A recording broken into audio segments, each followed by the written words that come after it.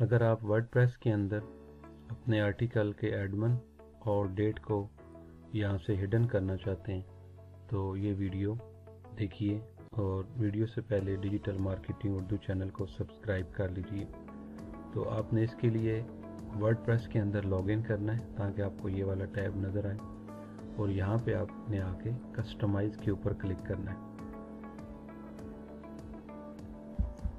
यहाँ पे कस्टमाइज़ पे क्लिक करने के बाद आपने लास्ट पे आना है, एंड वाले पे, यहाँ लेफ़्ट साइड पे जो हमारे पास ये ऑप्शन नज़र आ रहे हैं, तो ये एडिशनल CSS के ऊपर आपने ध्यान से क्लिक करना है। मैं आपको शॉर्ट और सिंपल वे बता रहा हूँ। तो अब यहाँ पे आपको ये इसके सारे CSS कोड नज़र आ रहे हैं, तो आपने यहाँ पे लास्ट पे ये कोड जो मैंने अलग लिख के रखा हुआ है, इसको आपने वहाँ पे पेस्ट करना है। ये कोड आपको डिस्क्रिप्शन के अंदर मिल जाएगा, तो आपने इसको यहाँ पे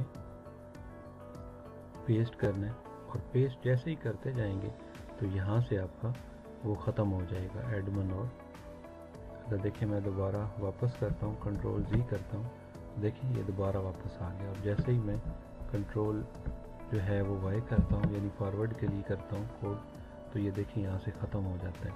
इसको यहाँ पे आप करके तो आप पब्लिश कर देंगे।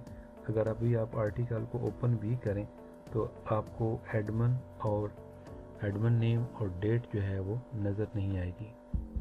ये देखिए यहाँ पे भी आपको ऐसी कोई डेट नज़र नहीं आएगी। ये इस मकसद के लिए की जाती है कि जब आपकी साइट के ऊपर कोई बंदा आपके URL के थ्रू आता है, मतलब डायरेक्ट गूगल के ऊपर सर्च करके जब आपकी साइट किसी जगह रैंक कर रही होती है तो डायरेक्ट आता है वो किसी स्पेसिफिक आर्टिकल पे, जैसे ये आर्टिकल है, तो वो यहाँ से आके यहाँ पे अगर उसकी नज़र पड़ेगी कि आर्टिकल बहुत पुराना है, मतलब 6 मंथ 1 ईयर 2 ईयर, तो वो शायद उसको रीड नहीं करेगा।